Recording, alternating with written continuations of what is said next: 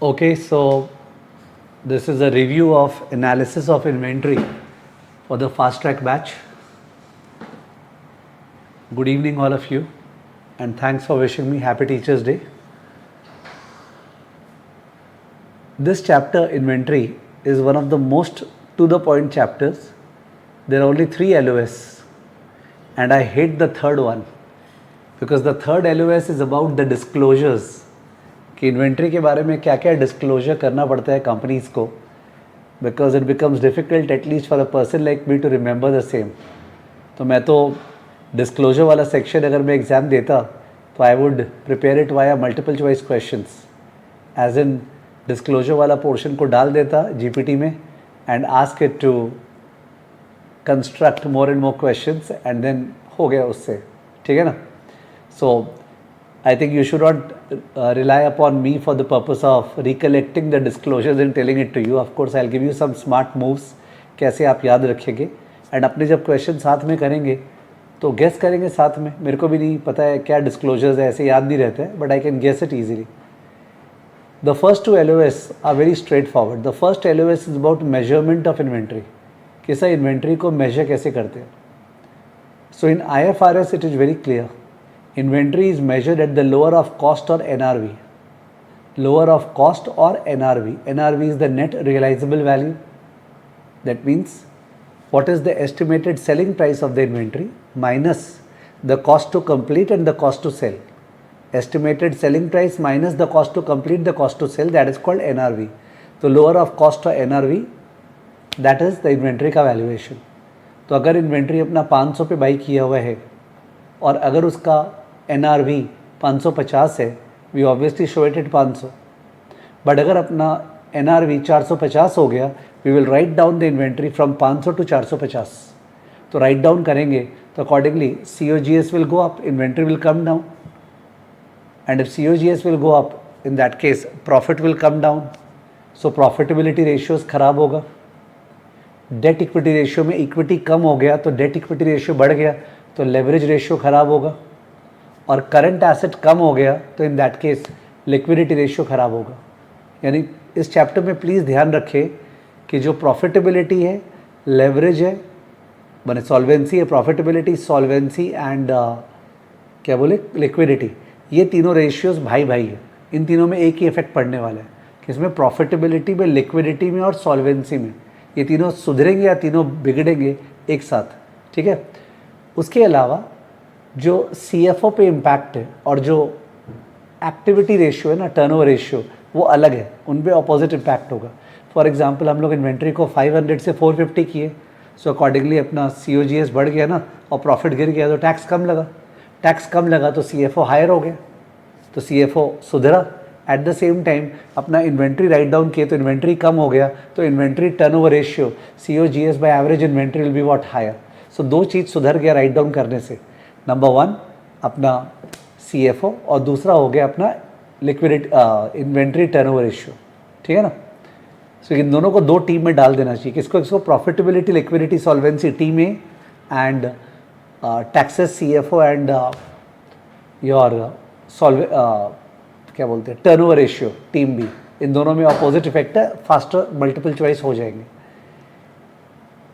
जो agricultural produce है और फॉरेस्ट प्रोड्यूस है, इन दोनों में inventory is to be straight away shown at market value. उसको मार्केट वैल्यू पे शो करना है, तो उसका रीवैल्यूएशन करते जाएंगे अप डाउन अप डाउन. बोलना भूल गया, IFRS में once you write down the inventory you can reverse the write down. If NRV jumps up, आप रिवर्स कर सकते हो. ठीक है. But up till the initial cost, not above that. और जब रिवर्सल करोगे तो COGS जो है क्या हो जाएगा, COGS कम हो जाएगा.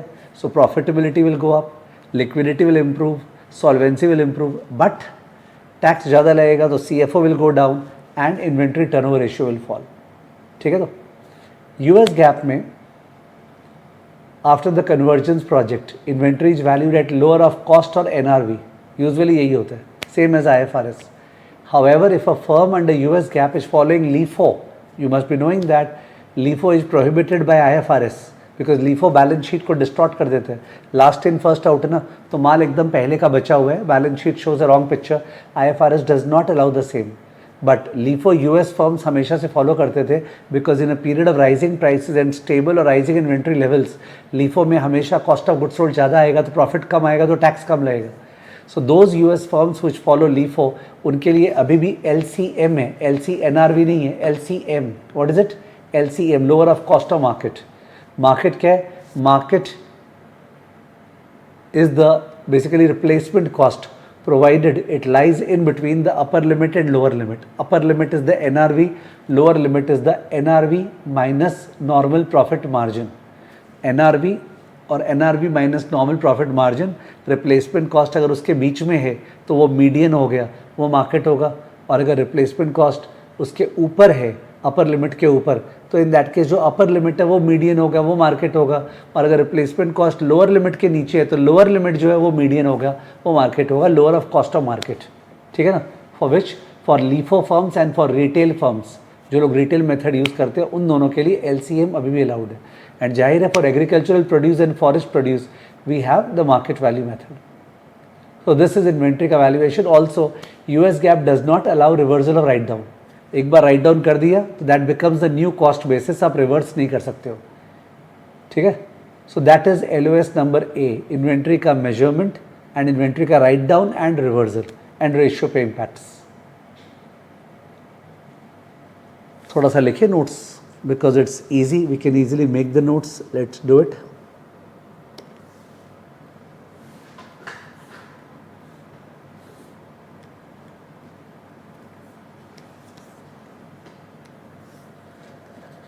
LOSA,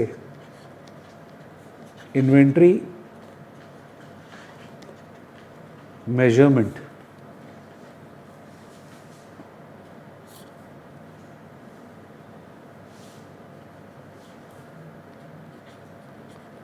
IFRS, US GAAP. IFRS में agri oblique forest produce,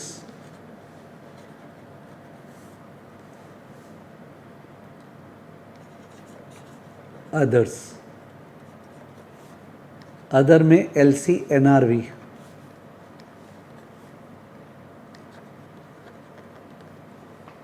reversal is allowed but up to initial cost. ये तो मार्केट पे शो करते हैं.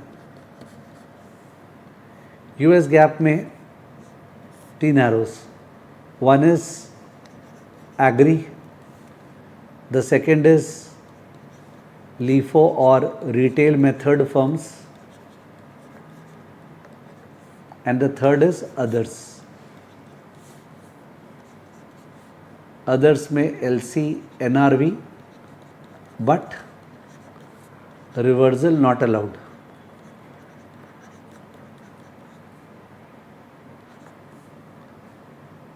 लीफो और रिटेल मेथड में LCM, जो M है इज मीडियन. मीडियन क्या चीज का? Median of replacement cost, NRV minus normal profit margin, इन तीनों का मीडियन.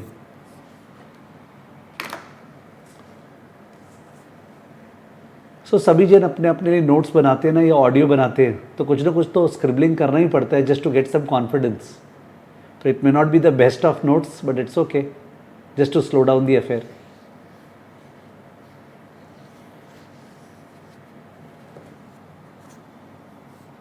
ये LOS A है, बहुत ही मैथमेटिकल LOS है, स्टूडेंट को कोई दिक्कत ही नहीं होता इसमें. Now we talk about LOS B. LOS B is talking about inflation और डिफ्लेशन में क्या इफेक्ट होगा डिफरेंट इन्वेंट्री वैल्यूएशन मेथड्स का. तो इस पर सेंटर स्टेज पे beginning inventory plus purchases that is equal to cost of goods available for sale, और इसको एलोकेट करना है between cost of goods sold and ending inventory. ये एलोकेट कैसे करेंगे? उनका मेथड से FIFO first in first out, LIFO last in first out, weighted average method जिसको अलग से प्रिपेयर नहीं करना पड़ता है। कभी भी कोई question FIFO versus weighted average पूछ रहा है, आप सोचना फीफो वर्सेस लीफो पूछ रहा है। कभी कोई question weighted average versus LIFO पूछ रहा है, मतलब वो फीफो वर्सेस लीफो पूछ रहा है, तो वेटेड एवरेज को तो ध्यान नहीं देना चाहिए, ठीक है। सो अगर अपने मान रहे हैं कि इन्फ्लेशन है, inflation and stable oblique rising inventory levels, यानी प्रोडक्शन ग्रेटर देन सेल्स, तो अगर ये अजम्पशन है तो in that case first in first out, शुरू का माल बिका है तो COGS क्या होगा, कम, एंडिंग इन्वेंट्री क्या होगा, ज़्यादा, profitability high, liquidity high, solvency high, but tax ज़्यादा लगेगा, CFO लोअर होगा, इन्वेंट्री टर्नओवर रेशियो लोअर होगा। It is actually not fast. जब आदमी का दिमाग चलता रहता है तो उस केस में लगता है कि एकदम सही तो है, but anybody sitting down to learn this कि मैं लर्न कर लूँगा, मैंने ऐसा देखा नहीं, कैसे लर्न कर लेगा। और लीफो में ठीक उल्टा होगा। कंसेप्चुअली स्पीकिंग वैसे तो लीफो करेक्ट COGS रिपोर्ट करता है और COGS correct balance sheet report करता है, अगर कंसेप्चुअली बात करें तो, बट दोनों तो जी नहीं सकते। उसके अलावा प्री रिक्विजिट में चला गया all that thing that LIFO firms have to show LIFO reserve in the balance sheet, because inventory wrong है ना, तो लीफो रिजर्व दिखाना पड़ता है। और अगर कंपनी का डिफ्लेशन हो जाए या फिर प्रोडक्शन कम होने लग जाए, माल बिक रहा नहीं है, इन दैट केस लीफो लिक्विडेशन होता है, because they sell out of old inventory layers which gives a wrong impression of profitability, जबकि एक्चुअली कंपनी डूब रहा है, पर वो सब ये लोग प्री रिक्विजिट में ले गए। So this is it. Disclosures याद नहीं है, मल्टीपल चॉइस पे देखते हैं क्या डिस्क्लोजर्स है, ठीक है ना। डिस्क्लोजर में क्या होगा, ये लोग बोलेगा every firm has to show कितना इन्वेंट्री NRV पे दिखाया गया है, ठीक है, वो अलग से शो करना पड़ेगा। अगर रिवर्सल हुआ है तो क्यों रिवर्सल हुआ है, राइट डाउन हुआ है तो क्यों राइट डाउन हुआ है, उसका अमाउंट क्या है क्या नहीं है, ठीक है। अब US गैप में रिवर्सल का डिस्क्लोजर हो ही नहीं सकता है, बिकॉज रिवर्सल अलाउड ही नहीं है, ठीक है ना। तो there will be common sensical disclosure वाला portion. I think we can step into the questions, let's C.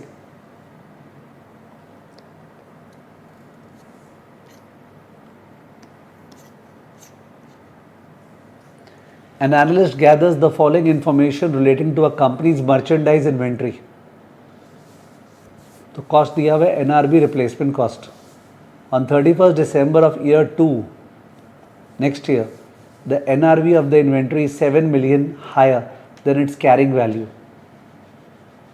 Under US GAAP, the amount of the reversal of the prior write down is no need to do it. बोल रहा है reversal कितना होगा US GAAP में, होता ही नहीं reversal, तो answer क्या होगा, 0। No need to apply your brain at all कि सब फिगर्स पे ध्यान दे, क्या क्यों दें, ठीक है, क्यों ध्यान दें। अगर IFRS होता तो आंसर होता B 5, because current replacement cost से मतलब नहीं है। तो IFRS में अपने 65 का 60 किए थे, अब अगर 7 का रिकवर हो गया तो अपने उसको 67 पे तो ले जा नहीं सकते, 65 पे ले जा सकते हैं। तो IFRS होता तो आंसर B होता। US गैप में रिवर्सल अलाउड ही नहीं है, the answer is what, A।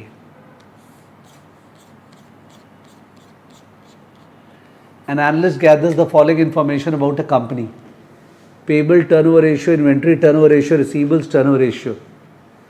If all purchases and sales were made on credit, the cash conversion cycle is, तो सबको अपने 360 से डिवाइड करेंगे तो डेज आ जाएगा। Okay, 360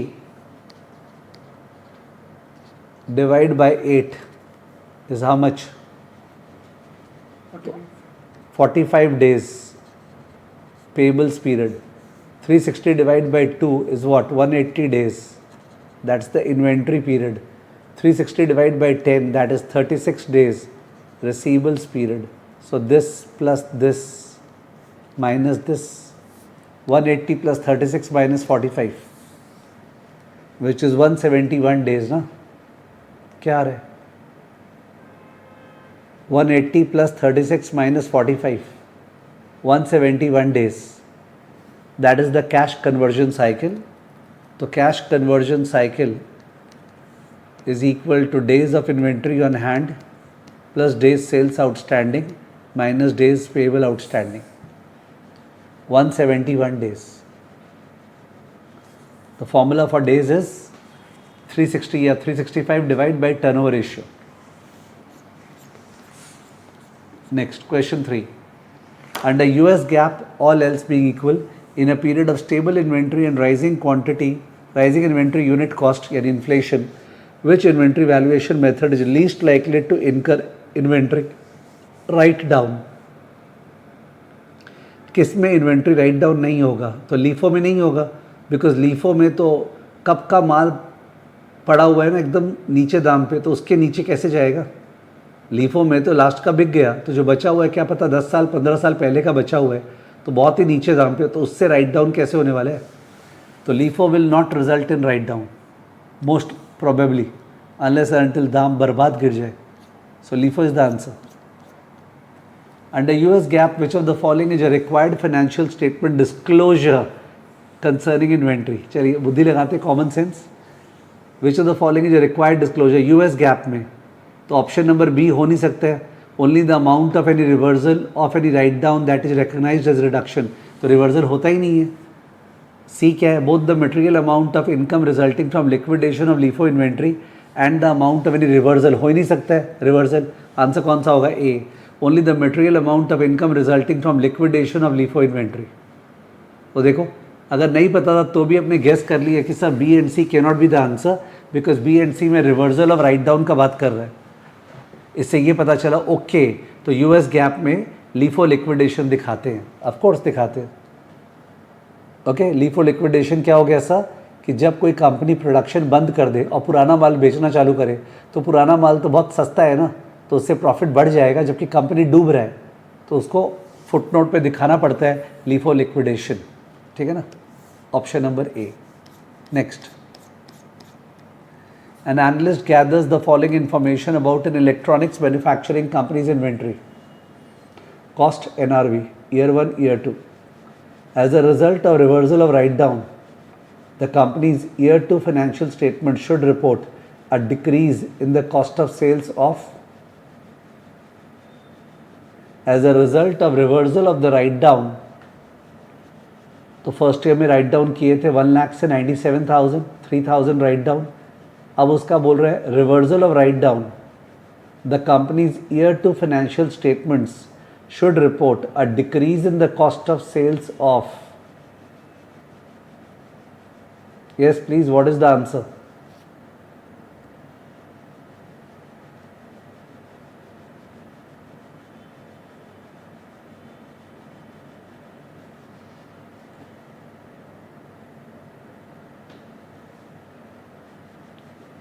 As a result of the reversal of the write down, तो reversal तो उतना ही अलाउड होगा ना जितना राइट डाउन हुआ था. तो 3,000 का राइट डाउन हुआ था, तो 3,000 का रिवर्सल होगा. ठीक है, 5,000 का तो होगा नहीं. तो accordingly the financial statement should report a decrease in the cost of sales of what? 3,000. Option number B. Question 6. In an environment of steadily increasing prices and quantities, reported ending inventory most closely reflects current replacement value under which method? तो balance sheet correct कौन से method में होता है? FIFO. Balance sheet correct होता है FIFO method में, because first का मिल गया, बिक गया, जो बचा हुआ है वो लास्ट वाला है, तो रिप्रेजेंटेटिव है. फीफो मेथड में बैलेंस शीट सही दिखाता है. तो बोला reported ending inventory most closely reflects current replacement value under which method? FIFO method. Okay, FIFO method में. वैसे तो पीरियोडिक और परपेचुअल इन्वेंट्री सिस्टम इन्होंने प्री रिक्विजिट में दे दिया है. ठीक है, but otherwise you should know that FIFO method में फ़र्क ही नहीं पड़ता है पीरियोडिक है या परपेचुअल है. ठीक है, under either system the allocation of goods for sale and ending inventory is the same if the inventory follows what ever. ठीक है ना? स्पेसिफिक आइडेंटिफिकेशन ऑफ फीफो में परपेचुअल या पीरियोडिक का फ़र्क नहीं पड़ता है. Answer was A. All else being equal, a write down of inventory by manufacturing company would result in. तो write down होगा तो COGS बढ़ जाएगा, प्रॉफिट गिरेगा, लिक्विडिटी रेशियो गिरेगा. टर्नओवर रेशियो बढ़ेगा. Higher turnover ratio, lower current ratio. Option number B. Higher asset turnover ratio, because आपने inventory को राइट डाउन किया तो एसेट्स कम हो गया, तो सेल्स डिवाइड बाय एसेट बढ़ गया. Asset turnover ratio higher, current ratio lower. Option number B.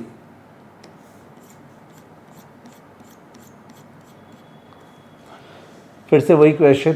N analyst gathers the following information about an automobile manufacturer's inventory.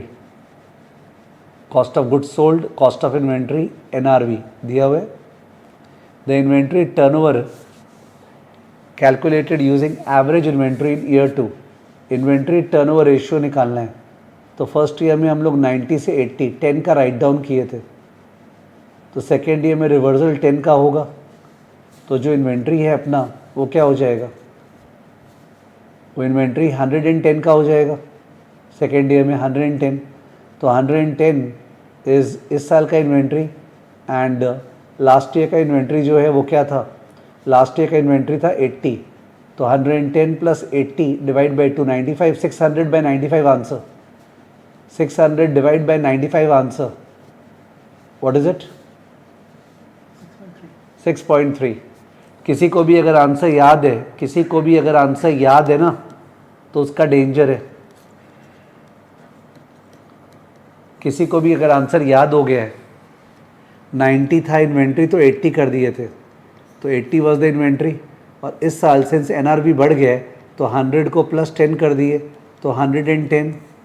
तो 110 plus 80 divide by 2, this is the average inventory which is 95. So 600 divided by 95 equal to 6.3. अलग चीज़ क्या है, ये questions में institute assume कर रहा है कि COGS ऑलरेडी एडजस्टेड हो चुका है. वरना कोई स्टूडेंट बोलेगा सर रिवर्सल किए तो COGS कम होगा ना, बट वो अजम्पशन है कि नहीं वो हो चुका है. ऐसा 3-4 क्वेश्चंस दिया हुआ है CFA इंस्टीट्यूट ने. So these are dangerous because they are assuming that COGS को एडजस्ट नहीं करना है, जबकि COGS भी एडजस्ट होता है. So they are assuming that वो एडजस्ट हो चुका है. ठीक है, दैट इज़ रॉन्ग कंस्ट्रक्शन. बोलना चाहिए था उन लोग को ऐसा, वरना I would like to have done 590 by 95. Reversal किए तो COGS कम हो जाता है. तो आंसर है 6.3. ओह सी है. कैसे? 110 प्लस 80, 190 बाई 2. मैंने कहीं गलती किया क्या? ये लोग भी तो वही किए. और 100 प्लस 80,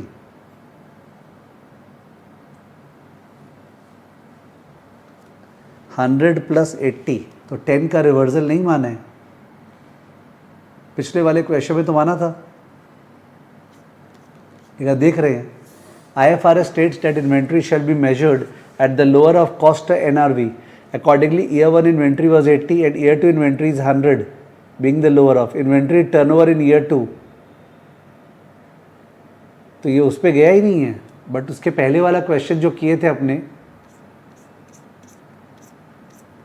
इसके पहले ओ कॉस्ट से ऊपर रिपोर्ट नहीं होगा बोल रहा है, वो तो ठीक है. पर ये जो क्वेश्चन किए थे 3000 वाला, यहाँ पे क्वेश्चन था ना, ये फर्स्ट ईयर 1 लाख से 97 किए, 3000 कम. अब सेकेंड ईयर पूछा as a result of reversal the company's year 2 financial statement should report a decrease in the cost of sales of. तो यहाँ पे तो ये माना कि रिवर्सल हुआ है 3000 का. स्ट्रेंज है.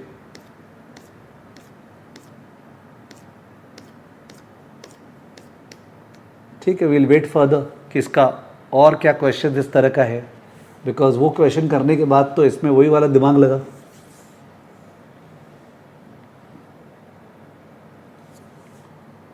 देखते हैं और एक क्वेश्चन आएगा ऐसा, आई थिंक.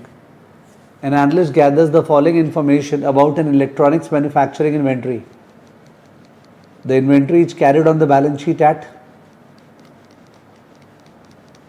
तो कॉस्ट ऑफ एंडिंग इन्वेंट्री दिया हुआ है, एनआरवी दिया हुआ है. तो बाकी दोनों चीज़ से मतलब ही क्या है, लोअर ऑफ कॉस्ट और एनआरवी, इट शुड बी 3300. वो सब जो रिप्लेसमेंट कॉस्ट है, ये तो US गैप अगर होता और लीफो फर्म है या फिर रिटेल फर्म है तो काम आएगा ना. तो 3300, option number C Kaushik Shah बोल रहा option number B, I think वो मीडियन निकाल रहे हैं, कौशिक शाह को मीडियन बहुत अच्छा लग गया। ऑप्शन नंबर सी, कौशिक ये कहाँ बोला है कि यूएस गैप है, या कहाँ बोला है कि यूएस गैप में ये लीफो फर्म है या रिटेल मेथड है? बोला ही नहीं है। आपको अच्छा लगता है मीडियन, वो एक अलग बात है। It's assume to be an IFRS firm, lower of cost NRV 3300। Next question 10, which of the following is, Kushagra Sharma बोल रहा है कि sir I think they are not considering reversal in the last question. वही तो बोल रहा हूँ, they are not considering, but I could not prevent myself, because अभी भी इसके पहले वो क्वेश्चन किए थे ना वैसा। प्लस इनका वो भी देखना पड़ेगा ना, हम लोग भी लेते समय कई बार इरेटा देखते नहीं हैं, तो one has to look at the errata also. Anyways देखते हैं, एक दो क्वेश्चन तो एम्बिगुअस आएगा ही जो साइड करना पड़ेगा। 11, all else being equal in a period of declining inventory unit cost and declining inventory unit cost, deflation बोल रहे हैं, and constant inventory quantities, which of the following inventory valuation method most likely allocates a higher amount of the total cost of goods available for sale to cost of sales? तो इस पर simple है, take your time. अगर अपने FIFO करते हैं तो सब पहले वाला माल बिका है, और पहले वाला माल जो है वो महंगा था बिकॉज डिक्लाइनिंग इन्वेंट्री यूनिट से, तो फीफो ही होगा, समझे? अगर अपने फीफो करते हैं तो फीफो में सब फर्स्ट इन फर्स्ट आउट, पहले वाला माल बिका है और पहले वाले माल का दाम ज़्यादा था ना, because declining inventory unit cost बोल रहे हैं, तो FIFO will result in higher cost of sales. Option number A. कोई भी अगर रट रहा है तो प्रॉब्लम होगा, सोचना है, आराम से सोचना है। FIFO. Next, all else equal the cash conversion cycle most likely shortens. Cash conversion cycle कब शॉर्टन होगा? If payables turnover ratio decreases, तो पेबल टर्नओवर रेशियो गिरेगा तो पेबल्स पीरियड बढ़ेगा, और पेबल्स पीरियड बढ़ेगा तो कैश कन्वर्जन साइकिल कम होगा। एकदम करेक्ट है, option number A. Option number A, Sneha Bhandari. Option number A, अगर पेबल टर्नओवर रेशियो गिरेगा तो 360 by payable turnover ratio, payables का पीरियड बढ़ेगा, और पेबल्स का पीरियड बढ़ेगा तो cash conversion cycle will come down ना। रॉन्ग कैसे हो गया स्नेहा? हड़बड़ी में कर रहे हो क्या? चलो देख लेते हैं ऑप्शन नंबर बी जो आपने जवाब दिया। इन्वेंट्री टर्नओवर रेशियो कम होगा तब तो इन्वेंट्री का पीरियड बढ़ जाएगा, बिकॉज 360 बाई इन्वेंट्री टर्नओवर, और इन्वेंट्री का पीरियड बढ़ेगा तो cash conversion cycle will rise. A was the answer. 13.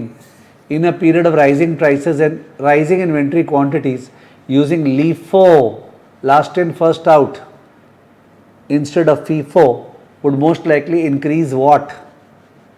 तो LIFO यूज़ करेंगे तो लास्ट का माल बिक गया, शुरू का माल तो सस्ता है, तो टोटल एसेट्स नहीं बढ़ेगा, कॉस्ट ऑफ गुड्स सोल्ड बढ़ेगा। यस, यही आंसर है, कॉस्ट ऑफ गुड्स सोल्ड बढ़ेगा।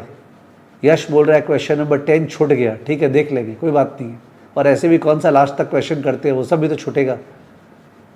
इतना ऑडिट मत करो। सीए इंटर करके यही प्रॉब्लम हो गया ना कि ऑल्दो छोड़ दिए पर सीए इंटर छूटा नहीं। कॉस्ट ऑफ गुड्स सोल्ड जो है that will be higher under LIFO. Yash बोल रहा है क्वेश्चन नंबर 10 छूट गया, और हो सकता है नहीं छूटा, वैसे छूट गया था क्वेश्चन नंबर 10। ठीक बोला वो। विच of the following is an inventory related financial statement disclosure required under US GAAP? Disclosure वाला question. The carrying amount of inventory valued at fair value less cost to sell, ये तो दिखाना ही चाहिए, मेरे ख्याल से डिस्क्लोजर में ये आता है। The circumstances or events that led to reversal, आ ही नहीं सकता है। The amount of reversal आ ही नहीं सकता है। फिर से आंसर कौन सा है? A। Answer clear cut A है। B cannot be the answer, C cannot be the answer, the answer is A। तो अभी दो डिस्क्लोजर याद हो गया यूएस गैप में, एक तो लीफो लिक्विडेशन डिस्क्लोजर में होता है, दूसरा कितना इन्वेंट्री को अपने एनआरवी पे दिखाते हैं। ठीक है, ये दोनों चीज़ डिस्क्लोजर में होता है।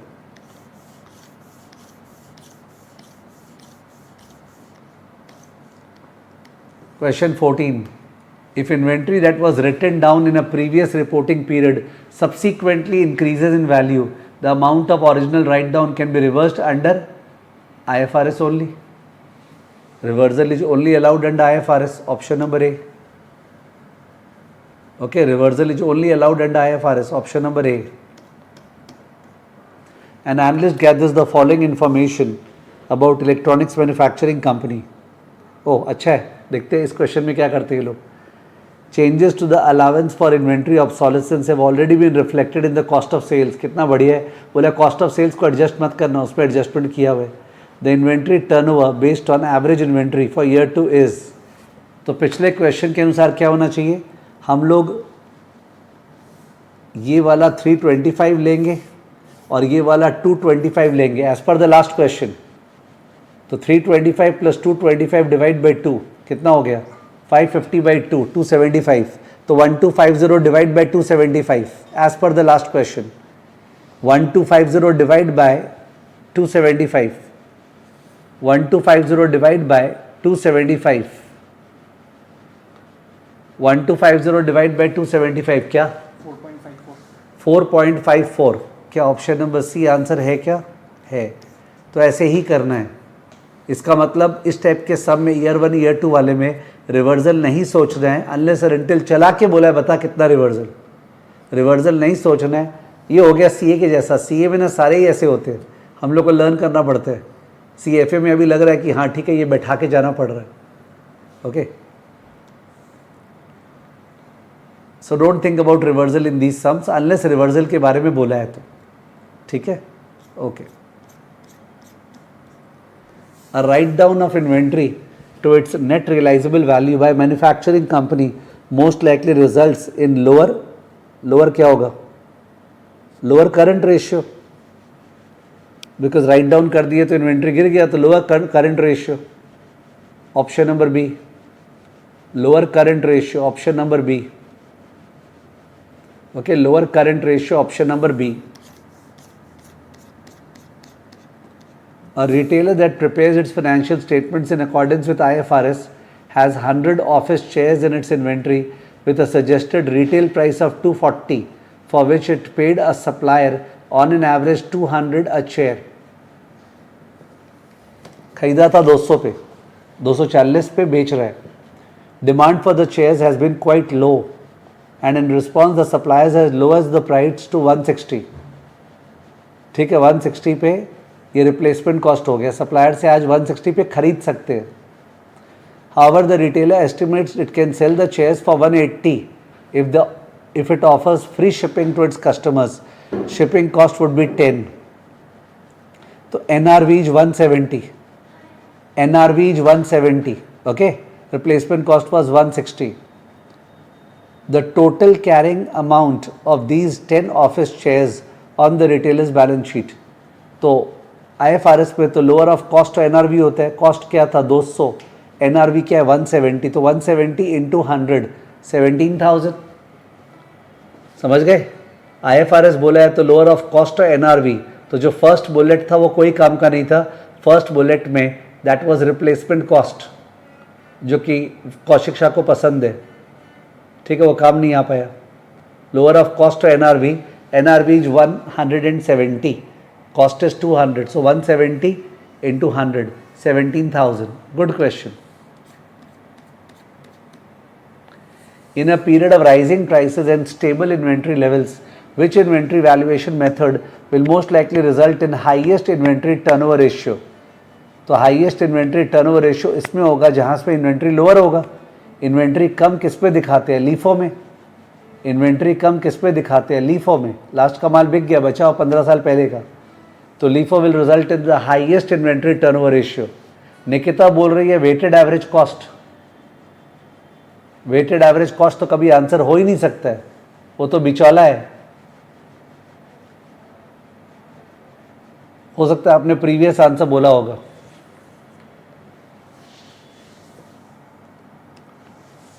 कौशिक शाह बोल रहा है यूएस गैप होता तो 16,000. बोला ना उसके चढ़ गए हैं.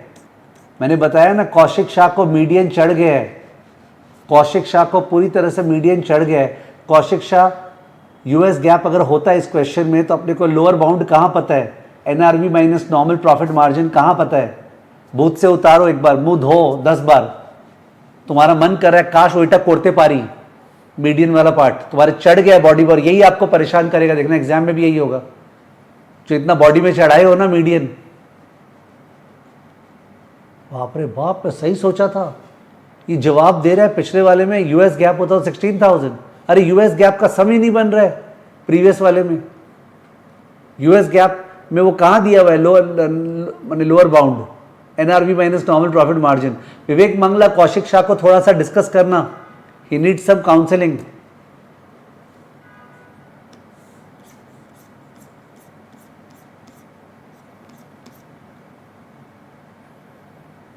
और एक क्वेश्चन आ गया, N analyst gathers the following information about N electronics manufacturing company.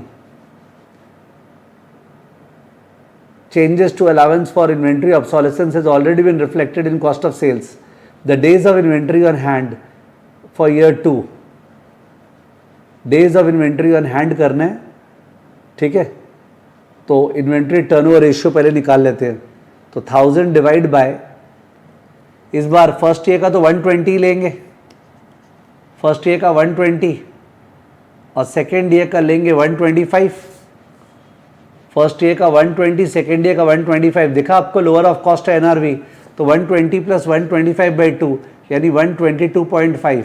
So inventory turnover ratio is 1000 divide by 122.5, assuming that 1000 adjust किया हुआ है, अज्यूमिंग दैट 1000 एडजस्ट किया। बहुत खराब बात होगा ये लोग 1000 में से एडजस्टमेंट किया, तो 1000 divide by 122.5 that is the inventory turnover ratio, and 365 divided by that is the days of inventory on hand.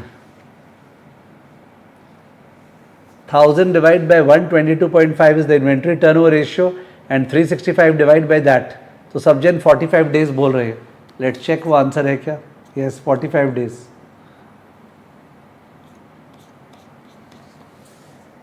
Question 10, which of the following statements regarding inventory valuation is most accurate?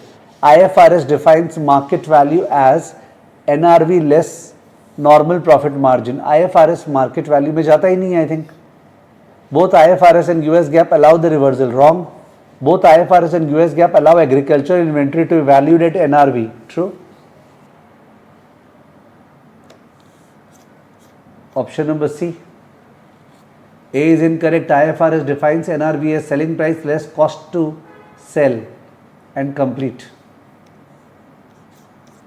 Okay 20 questions है और नहीं, repeated questions ही आ रहे हैं, तो accordingly this is the easiest chapter. Scoring 2-3 questions आते हैं exam में, we should ensure that right जाए। तो in that case inventory valuation is over, we will do fixed assets tomorrow towards the latter half, second half में करेंगे अपने, ठीक है, फिक्स्ड एसेट्स का, लॉन्ग लिव्ड एसेट्स का। मिलते हैं कल, बाय बाय।